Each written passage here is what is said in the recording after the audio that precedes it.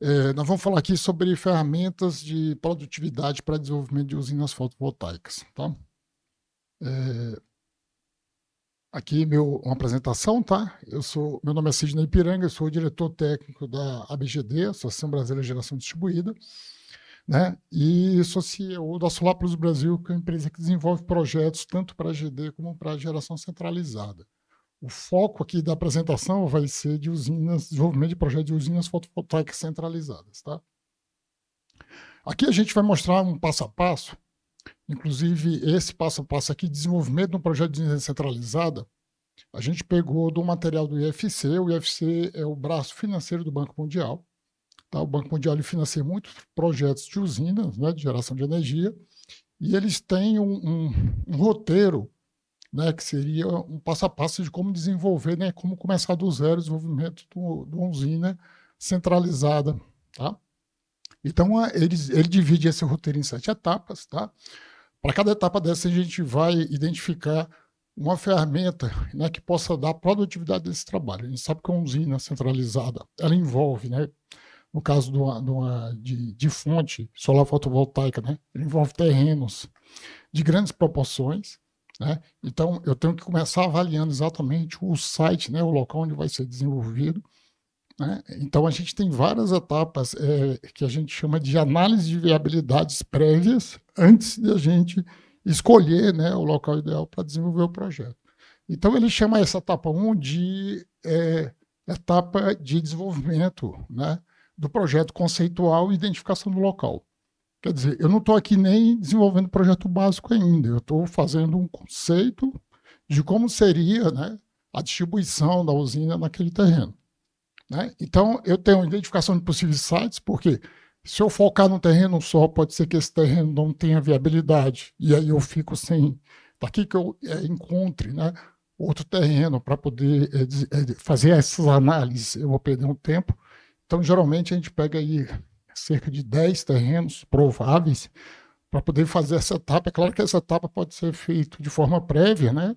Então, a gente, inclusive, trabalha com vários corretores de imóveis, né? A gente diz mais ou menos o padrão do terreno, principalmente que fique próximo, né?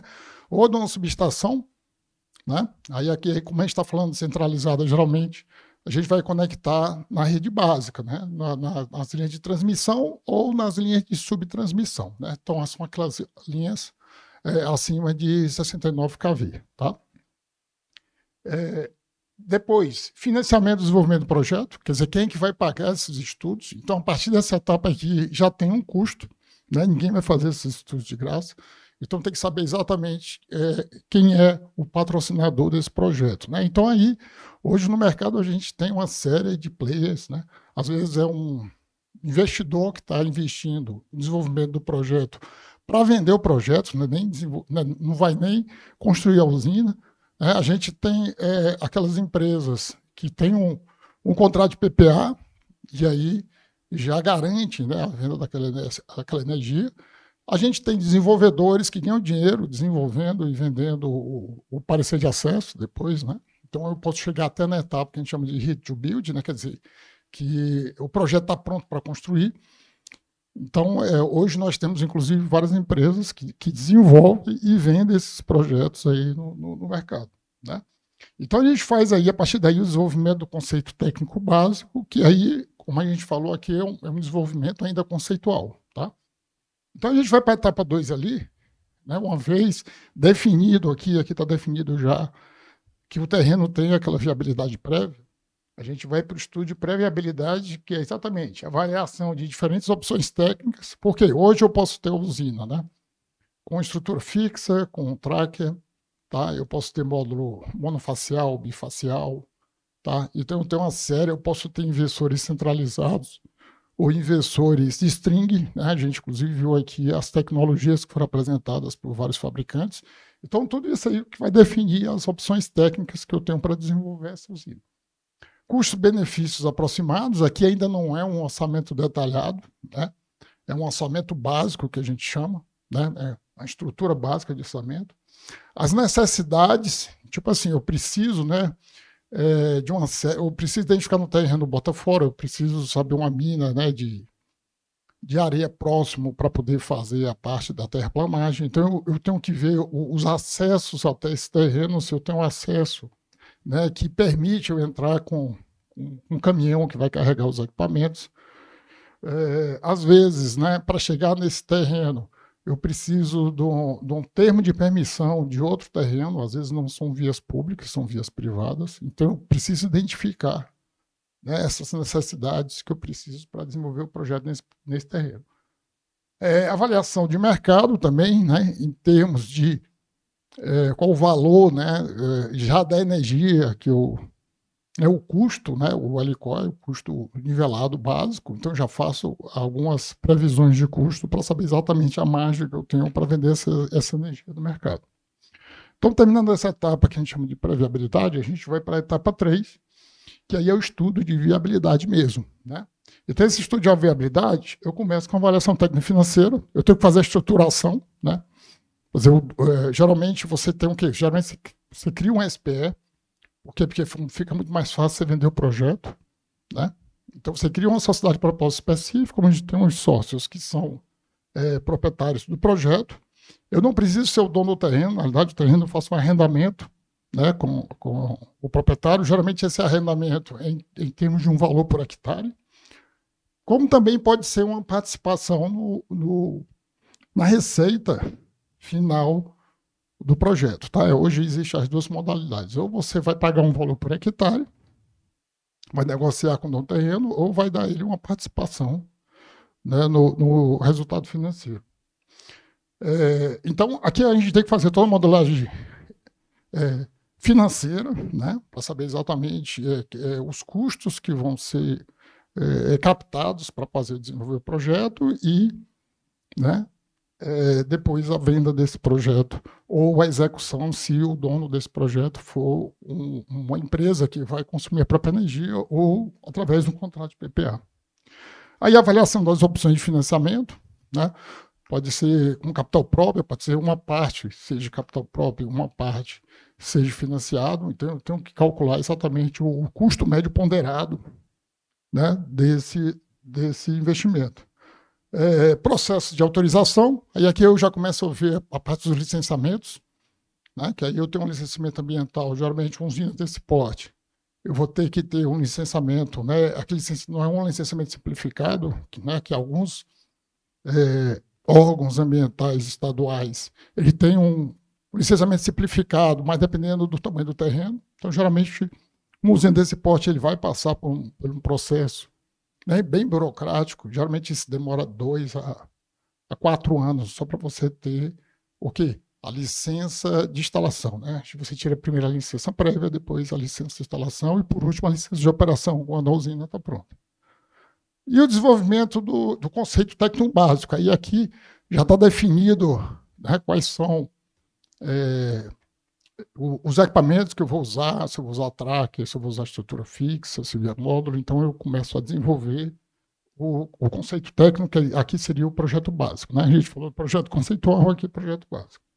Aí vamos para a etapa 4, que são os financiamentos e contrato. Estratégia de contratação, tá? Eu vou fazer através de um EPCista, turnkey, ou eu vou contratar uma empresa especialista para cada etapa do projeto, tá? Seleção de fornecedores e negociações de contrato. Geralmente, uma usina desse porte você negocia direto com o fabricante, né, seja de módulo, de inversor. Você pode, inclusive, especificar, né, o módulo. Então, geralmente, uma usina dessa, você vai usar fazer uma conexão das strings, né, tipo Slipfrog, né, que você precisa um cabo maior. Tá? Então, geralmente, vamos supor, você vai pegar um módulo aí com um cabo de 1,5 m. Tá?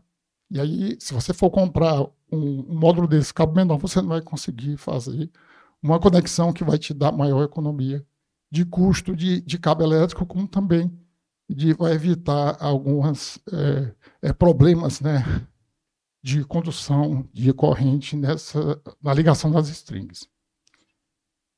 Aí nós vamos para a etapa 5, que aí aqui seria o projeto detalhado, aí aqui seria o desenvolvimento dos projetos executivos, né?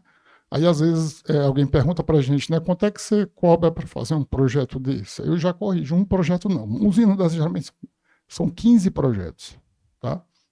Tem um projeto da malha aterramento, tem um projeto elétrico DC, eu tenho um projeto elétrico AC de média e baixa tensão, eu tenho o projeto da cabine primária, eu tenho um projeto da malha aterramento, eu tenho um projeto de automação, eu tenho um projeto de proteção, tá? Então, são 15 projetos que a gente desenvolve aqui na questão da elaboração do projeto detalhado, tá? Aí já fazemos a implementação do projeto, que seria a elaboração do planejamento, né? Então, aqui, inclusive, a gente usa ferramentas e metodologias de gestão de projetos, porque senão você se perde, você não vai conseguir entregar o projeto dentro do prazo estimado, tá? Aí a etapa 6 seria a etapa da construção. Aí, nesse caso aqui, se você vai fazer através do EPCista, você precisa contratar a engenharia do proprietário, né, para poder exatamente fiscalizar e acompanhar todo o processo. E a etapa 7, o comissionamento. Tá? Que aí, o comissionamento, você tem os testes de desempenhos e você tem a classe 1 e 2 que está previsto na norma 16724. Então, pegando desde o início ali que a gente mostrou, das primeiras fases, né? Aquele estudo de pré-viabilidade, eu tenho que fazer o estudo físico da área, inspeção do solo, análise da planilha de altimetria, análise de drenagem, análise de interferências. Eu preciso de ferramentas. Tá? Eu não consigo fazer isso, uma análise dessas, só com a vistoria no campo. Em campo também eu preciso fazer algumas análises de solo também. Tá? Estudo fundiário ambiental, então análise da documentação do terreno, análise das restrições ambientais. Para você entender, agora mesmo, a semana passada, a gente estava analisando um terreno aqui de 30 hectares em Itapirina. Aqui é uma cidade aqui do interior de São Paulo, que foi 400 quilômetros de São Paulo. Então, para você entender, o terreno de 30 hectares, ele tinha uma área de proteção ambiental dentro, ele tinha uma nascente d'água, tá? Ele tinha uma parte grande do terreno que estava com uma erosão bastante complexa, tá? Ele era junto à rodovia, então tinha inclusive uma drenagem da água da rodovia que ia toda para dentro do terreno. Ele tinha um galpão industrial do lado, assim, bem mais elevado, né? Fizeram um aterro bem grande, então toda a água corria para dentro do terreno. E no final, quando a gente foi analisar esse terreno, dos 30 hectares, só 12 eram aproveitáveis. Tá? Então, não quer dizer que um terreno de 30 hectares você vai aproveitar 100% para desenvolver o seu projeto. Só que o dono do terreno, quando ele faz o arrendamento, ele vai te cobrar o aluguel pelos 30 hectares. Então, mesmo que você diga assim, mas eu só vou usar 12, ele não vai alugar os 12 para você. Ou ele aluga o terreno todo ou não aluga. Então, você praticamente está pagando 2 vezes e meia o valor do terreno sem poder utilizar. Tá?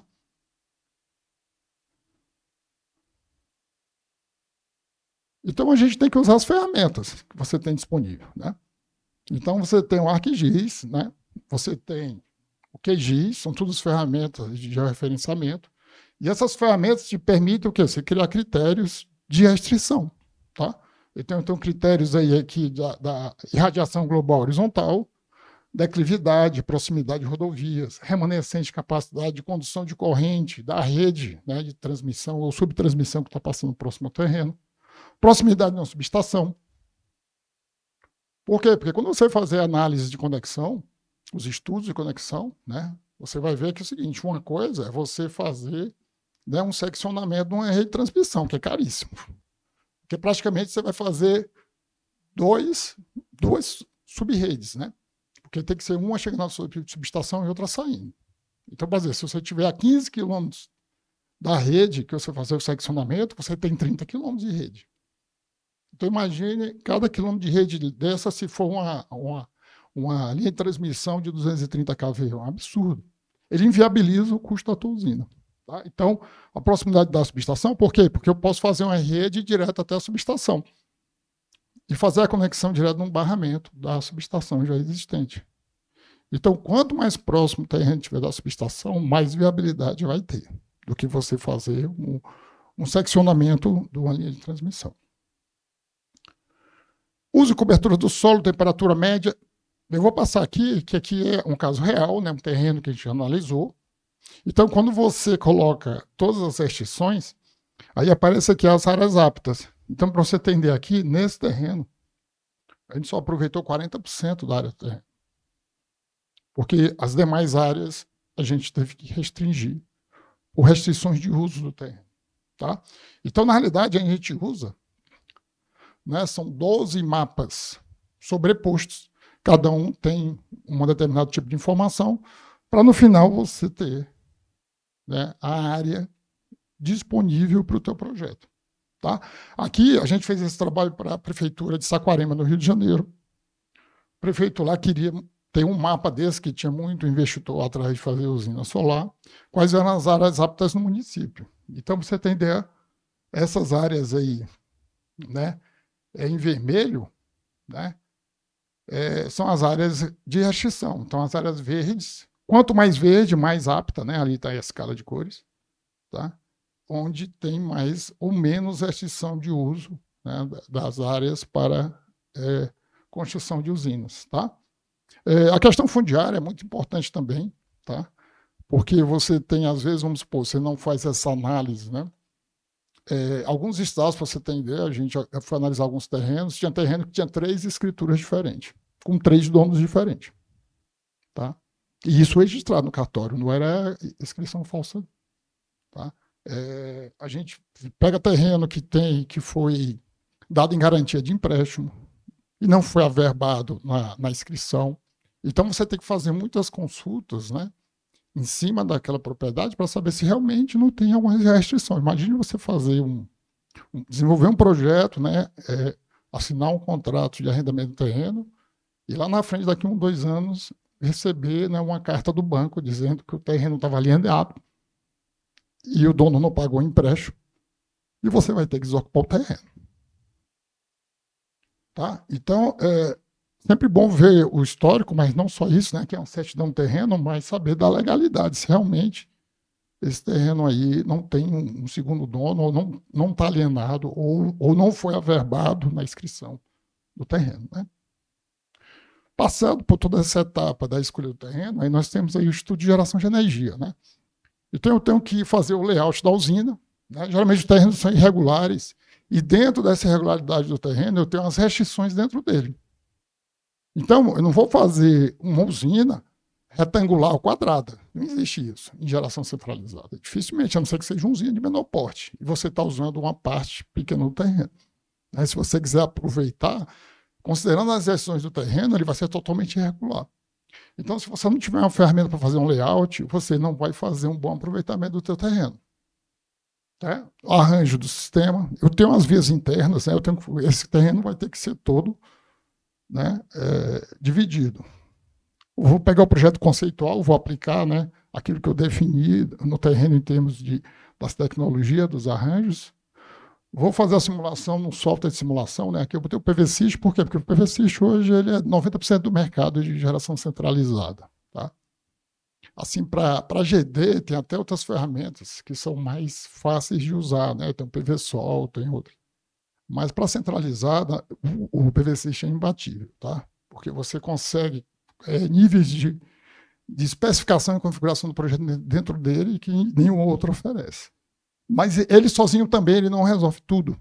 Tá? Então a gente vai mostrar aqui as ferramentas que a gente usa. Para você entender, para fazer o layout, eu não uso o PVSys. Embora ele possa fazer, mas ele, tipo assim, você vai demorar muito mais tempo. Para você fazer um layout no PVSys, de uma usina, eu uso outra ferramenta que eu levo 10% do tempo que você leva no PVSys e eu vou ter muito mais precisão. Tá? Eu vou já apresentar aqui as ferramentas. Estimativa de geração de energia da potência da usina, a gente sabe que tem vários, né, fatores de perdas numa usina de geração centralizada. Né? Depois que você aplica todos esses fatores, né, de perdas, você ainda tem que ter o quê? Você tem que fazer a garantia física de energia. Você tem que entrar no leilão com a garantia física. Então, na garantia física, você tem que estimar ainda, né, todas as incertezas, que aí não são fatores de perdas. Né? Então, são incertezas climáticas, incertezas em relação à eficiência do inversor. O fabricante chega e diz, meu inversor, a eficiência dele é 98%, 99%. Você tem certeza disso? Quem trabalha com IEM sabe qual é a eficiência do inversor. Então, esses números aí, se você... O PVSys, quando você faz a simulação, ele pega exatamente esses valores. Por quê? Porque dentro do PVSys tem o datasheet do fabricante, do investidor, o datasheet do fabricante do módulo.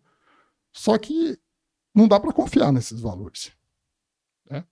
Principalmente a gente sabe que alguns fatores climáticos, principalmente com temperatura, né, vão ocasionar uma perda bem maior do que aquela perda que está no datasheet. Né? Escrever no datasheet, qualquer um escreve. Pode botar lá que é 100%, mas vai ser isso mesmo. Tá? Por quê? Porque quando você entra no leilão para vender energia, você está vendendo megawatt-hora. E aí se você não entregar? Né? Então, essa estimativa de geração de energia, ela passa por várias etapas aí, né?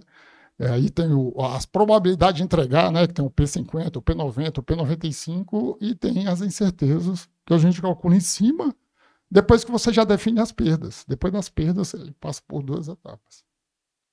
Há estudos de dados ambientais relevantes, fazer radiação solar. Eu vou pegar a radiação solar de um banco de dados. Não, você tem que medir. Tá? Você tem que medir pelo menos 1 ano. 1 ano é o mínimo. 1 ano, inclusive, é o mínimo para você participar dos leilões, né, de venda no mercado regulado. Então, não só medir durante esse 1 ano que esses dados, depois que medidos, eles vão ter que ser certificados também.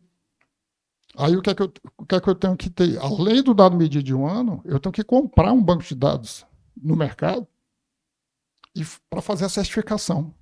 Eu não consigo certificar um dado medido se eu não tiver outro dado para comparar.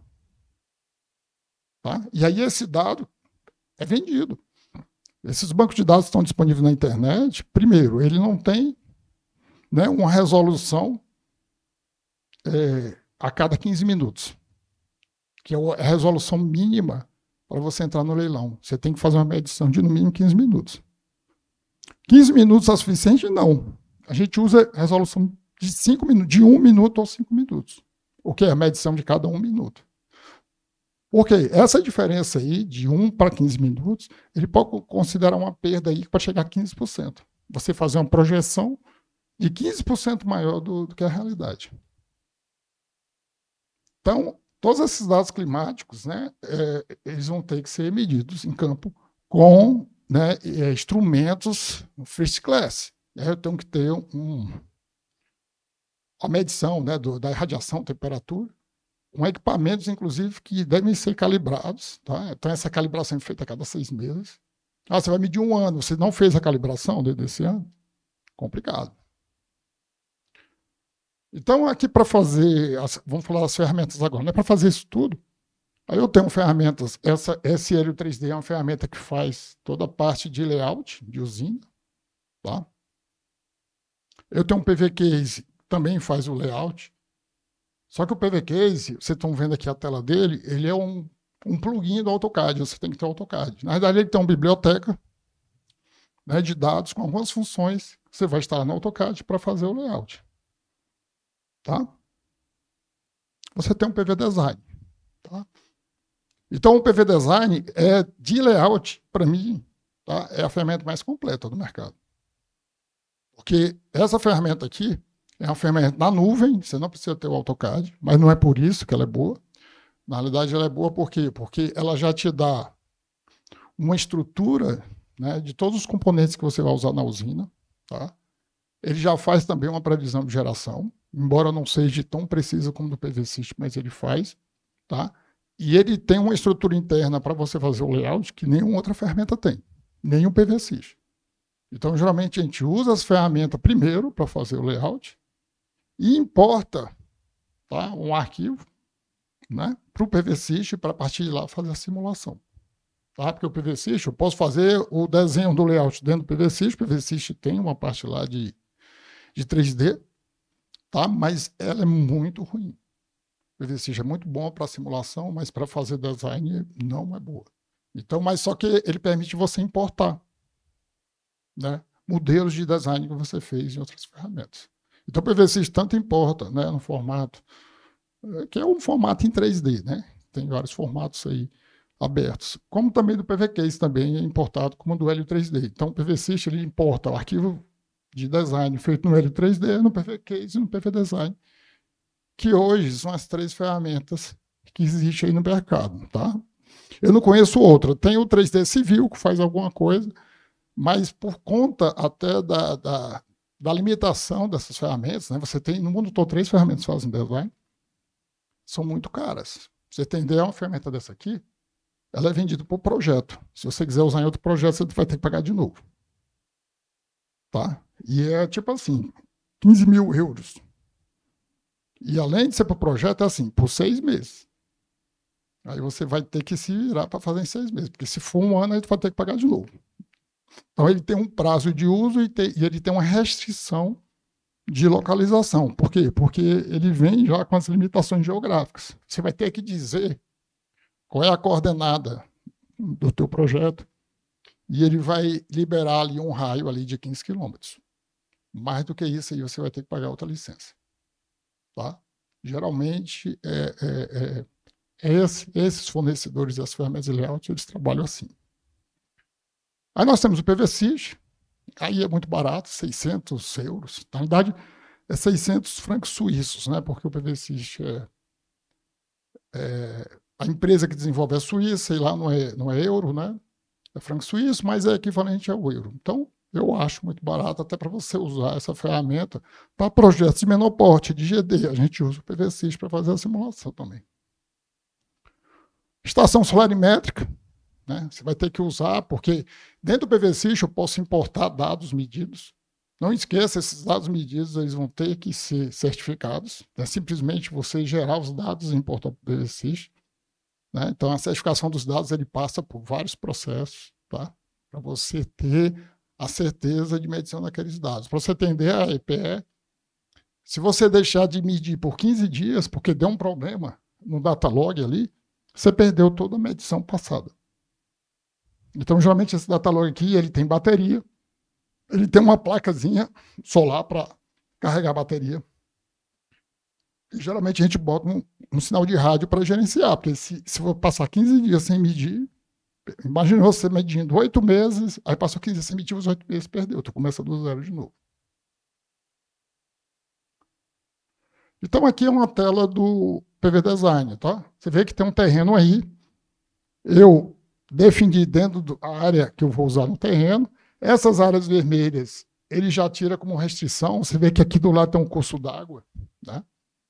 Então, você tem dentro da... Ele pega, inclusive, você informa, né, os limites de ocupação da legislação brasileira, você define dentro dele, ele vai dizer quantos metros você não pode ocupar. Tá?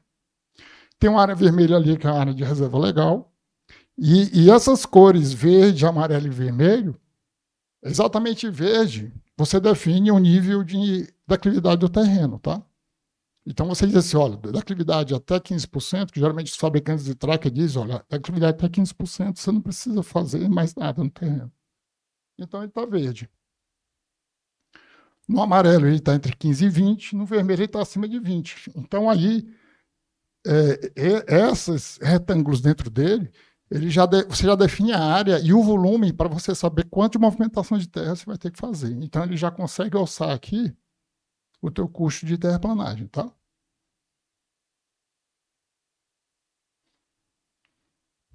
E aí a distribuição, né, desses modos internamente. Eu posso ter vias horizontais, eu posso ter vias periféricas, né, em torno, né, dos squid, né, porque uma usina, geralmente, vamos supor, você pega uma usina centralizada, né, de 1 giga, na realidade você tem várias usinas entre 30 e 50 mega dentro dela. Né? Então as usinas elas são divididas, exatamente essa divisão de 30 e 50 mega é exatamente para limitar a rede de média tensão interna. Tá? Senão você vai ter um cabo acima de 500 milímetros, ele fica praticamente inviável. Então você vai ver dentro de uma usina de 100 megas, são várias usinas entre 30 e 50, que é o limite aí, né, dos parques, né, da usina. E os parques também são divididos, né, pelos squid, que também você vai ter aí uma limitação de 3 a 8 mega, né, que seria exatamente um módulo, né, dentro daqueles 30 megas do parque. Aí eu tenho ali as rodovias verticais. Então, essas configurações aqui são as configurações possíveis. Tá? Então, eu posso aplicar essa configuração aqui e ele deu um aproveitamento do terreno menor do que esse, ou aquele menor. Então, eu vou testando para saber o melhor aproveitamento possível que eu tenho. Tá? A localização também da pole station, né, do squid. Ó. Eu posso ter ele dentro do terreno ou fora do terreno. Isso aqui muda completamente quanto cabe de potência dentro, tá, desse parque. Ó, você entender aqui, eu fiz essa aplicação, né, da distribuição do terreno dentro, ó, usando aquelas configurações diferentes. Nesse caso aqui deu 1107.8 MB, ali deu de 9.1. Eu consegui chegar num valor 20% maior de capacidade de potência dentro da mesma área. Só por conta de mudanças de layout. Tá? Outra coisa, track, né? Eu tenho um track monofileira, eu track bifileira. Você vê aí que no mesmo terreno eu consegui um ganho de 20% a mais de potência. Tá? Então, aqui, como fica dentro do PVSys, olha só, tá? Então, o PVSys aqui, ele tem aqui exatamente os padrões, né, de importação de arquivos. Então, quando eu faço design dessas ferramentas, eu importo qualquer arquivo de design para dentro deles e consigo aqui simular. Mas para você fazer esse desenho aqui dentro do PVSys, você vai sofrer e não vai ter, tá, tanta precisão como numa ferramenta de layout. Tá? Aí, análise de viabilidade técnica, aí eu vou ter que fazer o estudo de conexão. Né? Então, esse estudo de viabilidade, como eu falei, quanto mais próximo da subestação, o ideal é que você conecte a usina direto na subestação. Você construa essa rede, mas também tem limite. Né? Hoje, se você tiver uma linha dessa de mais de 20 quilômetros, ele vai dar inviabilidade. Porque você pegar uma rede, vamos supor, de 500 kV, aí nem se fala, né? Mas se for uma rede de 230 kV, mais de 20 quilômetros, talvez fique mais só a rede que você vai fazer fique mais cara do que o valor da usina. Tá? Então, estimativa de potência possível de ser injetada, porque às vezes quando você faz esse estudo de conexão, né, e apresenta na ONS, a ONS pode dizer assim, ó, você vai ter restrição de potência em determinados horários. Tá? Então, fica complicado, porque em determinados horários você vai ter que reduzir a potência injetada ou às vezes nem injetar. Então, geralmente, vamos supor, você tem uma usina de 500 megawatts de potência, geralmente, hoje, o que está acontecendo? Por conta de vários projetos que estão sendo apresentados lá na ONS, ela vai dizer o seguinte, ó, 500 mega não tem. Aí, quanto tem? Ela também não diz. Você tem que fazer esse estudo. Aí você faz os estudos, por quê? Porque esses dados são abertos, tá? Esses dados da margem de escoamento da rede de transmissão, ao contrário da rede de distribuição, que você não consegue esses dados, né? Mas na transmissão a ONS disponibiliza. Então você vai pegar esses dados, vai rodar, vai usar outro softwarezinho, né? Que é o AnaRede, tem outros também, o AnaRede, do CEPEL, né? O Centro de Pesquisa da Eletrobras. Você vai rodar esse software e vai verificar o seguinte, ó, desses 500 mega, atualmente, eu só tenho viabilidade conectada a 200. Aí você vai dizer, pô, e os outros 300? Aí você tem, né, os leilões que estão previstos, ou então as obras que estão em execução. Tá? Porque geralmente esses arquivos ONS, ele te dá a projeção de até 5 anos. Tá? Que são os leilões de transmissão que aconteceu há 5 anos atrás e tem previsão. Tá? Então, eu tenho uma previsão de até 5 anos? Tenho. Mais de 5 anos, não. Mais de 5 anos tem estudos. Porque você tem o PDE também, né, que é o Plano de Desenvolvimento Energético, que é de 10 anos. Na verdade, de 20 anos, né? Então, você tem a projeção, mas o atual você só tem 5 anos. Então, com esses dados que são disponibilizados, você pode ter uma previsão de conexão. Eu consigo conectar 200 mega daqui a 2 anos, 100 mega daqui a 3 anos e os outros 200 mega daqui a 5 anos. Então, é tanto que às vezes você vê uma usina, né? Usina tal número 1. Usina tal número 2, porque ele não vai conseguir conectar todos, né, os parques dentro da usina. Então, você divide, né, porque você não vai ter como conectar toda a usina de uma vez. Tá? Então, aqui é a rede do ANS, tá? Isso aqui é público, inclusive, isso aqui tem georreferenciado. Você tem não só a rede, mas cada ponto desse é uma subestação. Tá? Então, quando sai um plano, né, do leilão ou um plano da ONS de expansão, todo mundo corre para os terrenos próximos. Então, vou dar até o caso de vocês aqui. Ó. Isso aqui é o que está projetado no Nordeste. Né? Aqui é uma linha de 500 kV que vai sair da subestação de Quixadá e vem aqui para Teresina. Teresina desce aqui para o Maranhão, tá? E tem outra também. Para você ter ideia, todos os terrenos próximos dessa subestação aqui, ó, que não existe, tá? Como ao longo disso aqui, todos já estão mapeados, todo mundo mapeou já. Quer dizer, isso aí é uma obra que nem começou ainda, tá? É projeção. Na realidade, esse leilão aí vai ser próximo ano, tá? Não só das linhas novas, como das subestações. Então, quer dizer, essa cidade aqui, ó,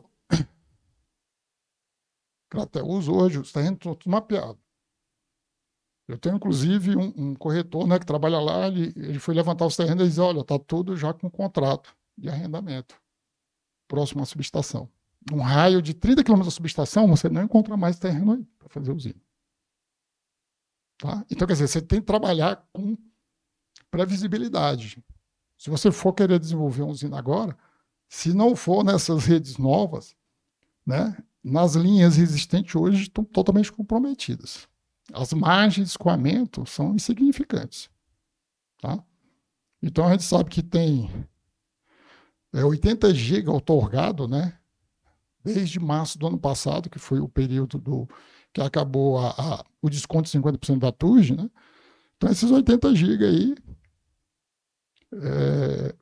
outorgado não quer dizer que tem já, né, o parecer de conexão da ONS. É uma outra etapa. Você outorga sem precisar parecer. Agora é o contrário, né? A lei mudou. Antes, você conseguia tirar a outorga sem um parecer de conexão. Agora você não consegue mais. Se você não tiver parecer de conexão, a ANEEL não dá mais outorga. Né? Porque a ANEEL que dá a outorga e a ONS dá o parecer de conexão. Tá? Então, aqui são os sistemas que a gente usa, né, para fazer essas análises de estudos de conexão. Né? O ANARED, ANATEM, Flupod, são sistemas do CEPEL, do Centro de Pesquisa da Eletrobras. R$50 mil esse sistema. Tá? Outra coisa, para você aprender a usar isso aqui, porque ele não é nem um pouco user-friendly. Tá? Ele praticamente você tem que programar nele. Aqui é exatamente um mapa, ele tem uma parte também. Ele tem uma parte também que você. Aqui são os barramentos, né? Os barramentos das subestações, as redes. Então, para cada barramento desse, eu tenho, né, o limite de potência, eu tenho a margem de escoamento, tá? E eu consigo o quê? Vamos supor aqui, ó, isso aqui é real, tá? Deixa eu ver se eu encontro a geração. Acho que era bem por aqui. Vamos supor, eu vou fazer a conexão de uma usina aqui, tá? Eu vou injetar, nesse caso aí, era uma usina 300 mega. Quando eu faço a conexão da usina 300 mega lá, você está vendo essa parte aqui vermelha? Ó? Aquela injeção de potência, ela não está afetando esses barramentos próximos. Esse barramento aqui fica a 300 km. Tá? Esse aqui fica quase 500. Então, ele pode causar restrição no barramento que está na outra subestação. Tá?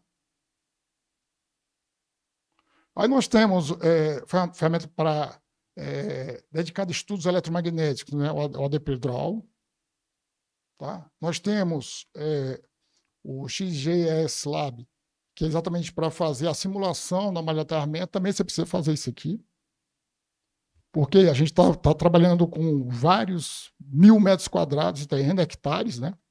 A gente fez agora uma usina que ocupa um terreno de 6.500 hectares. Você acha que a resistitividade do solo é a mesma? Em 6.500 hectares?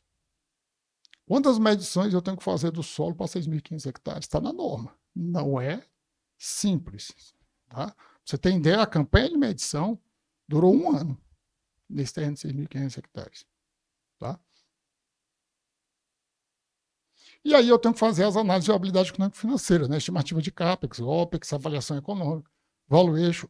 A gente usa muito o SAM, né? Que é o System Advisory Model, que é da NREL, que é da agência norte-americana. Então, ele tem A parte dele de avaliação financeira é muito boa, tá?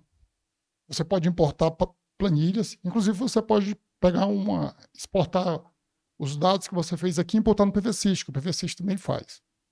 É simples, né? O que o PVSys faz, na verdade o PVSys vai te dar o quê? Vai te dar os indicadores de TI, né, de valor presente líquido e fluxo de caixa.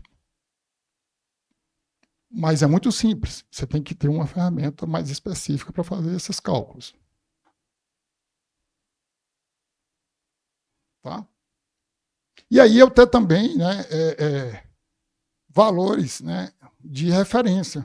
Quanto é que custa o CAPEX de uma usina dessa? Aqui, né, são dados também da NREL, tá? Então ele está dizendo aqui, ó, quanto custa. Isso aqui é centavos de dólar por watt-pico, tá? Isso aqui, ó, isso aqui é o M6, o que é? É um módulo que usa célula M6, que a célula M6 é um módulo de 455 watt-pico. Tá? Esse aqui 540, 550. Quer dizer, para cada tipo de módulo eu tenho um valor de CAPEX diferente, por quê? Porque você diminui o BOS. Né? O que não é módulo é BOS, o que é? É o inversor, as estruturas, né? Os cabos. Tá? Então você vê que o valor está caindo quando eu uso um módulo de maior potência. Então, é melhor usar módulos maiores em usinas centralizadas? Sim. Você vai ter um custo menor. Tá? E aqui também eu tenho um custo do OPEX, né? Não tão importante que o custo da terra, aqui o CAPEX, né? Então, se você for ver o OPEX aqui, ele está praticamente quanto aqui? Em torno de 2% do CAPEX. Então, o mercado trabalha muito com isso, né? Quanto é que é o OPEX, né? De uma usina dessa depois de pronta. Se você for ver aqui, fazer esse cálculo aqui, ó, 2% vai dar isso aqui, 2%. Tá? Pessoal, esse custo aqui é para o ano 1, tá? A gente não pode levar em consideração esse custo de CAPEX para os 25 anos, tá? Porque você vai ter troca de inversor, né? Você vai ter troca de módulos defeituosos, tá? Então, quando a gente vai fazer toda a análise do CAPEX, a gente leva em consideração 3 fatores, tá? É o custo mesmo de manter, de OIM, de manter, tá? Eu tenho que ter um fundo de reserva para casos extremos, não problema no inversor, se for um inversor centralizado de 8 mega, até que você troca o inversor, teu contrato de PPA já foi para o espaço, né? Tá? Então, eu tenho que ter esses valores financeiros, inclusive esse fundo de reserva, geralmente a gente tem um fundo de reserva já com ordem de compra, um fornecedor, entendeu? Dá um problema, você já autoriza ele faturar, para que no máximo 48 horas o equipamento esteja no local, tá? E uma ferramenta de OIM, né? Para fazer o OIM. Você tem que ter uma escada, né? Que é um supervisório, para fazer toda a gestão da usina. Não tem como você fazer uma gestão da usina sem usar um software. Né? E para isso você tem que ter automação da usina. Aí você tem dados do inversor, você tem dados do tracker, você tem dados da estação solarimétrica, da cabine primária, tá? Então, tudo que você puder extrair informação por escada é importante. Então, pessoal, a gente da Solar Plus Brasil, a gente tem uma plataforma de treinamento, tá? Quem tiver interesse. A gente tem um curso de desenvolvimento de projetos de usinas fotovoltaicas centralizada, tá? É um curso bem denso, tá? A gente tem um curso PVSys, aí esse curso vai do básico ao avançado, você vai desde funções básicas. Geralmente nesse curso PVSys a gente faz um projeto de microgeração, um de mini e um de centralizado, tá? Tem curso de OIM de usinas centralizadas também. E tem também um curso Mercado Livre mais para o autoprodutor de energia ou produtor independente. Tá? Principalmente agora com a abertura do Mercado Livre próximo ano, né, nós vamos ter muitos clientes em média tensão, que hoje o melhor dos cenários é ele produzir uma parte da energia, autoproduzir, tá? Porque nós temos dentro da norma as unidades de geração de capacidade reduzida. Eu posso ter uma usina de 50K, o cliente sendo um autoprodutor. Tá? Então, se for um cliente de média tensão, ele pode produzir uma parte da energia dele e o restante comprar no Mercado Livre. Aí você fala, por que não produzir 100%? Porque no Mercado Livre não tem sistema de compensação de créditos de energia. O que você está injetando, ou você vendeu, né? Você liquidou no curto prazo, né? No PLD. Você não tem como receber o crédito. Então, a potência da usina dentro do cliente Mercado Livre, ela tem que ser dimensionada pela a menor demanda dele diária. Horária, né? Menor demanda horária. Porque o que ultrapassar a demanda, a não ser que você faça, né, uma SPE com a comercializadora e ela vai revender esse diferencial. Então, tem vários modelos jurídicos, tá? Para o autoprodutor. Ele pode ser o proprietário da usina, pode ser de um terceiro, ou ele pode ser sócio dono da SPE com a comercializadora para usar esse excedente. Ok? Ali está o site, tá? Solaplus Brasil, pronto, eadplataforma.com. Esses cursos são todos gravados, tá? A gente faz também curso em company, tá? Já fizemos vários para empresas, cursos específicos ou cursos personalizados. Então, pessoal, era isso aí que a gente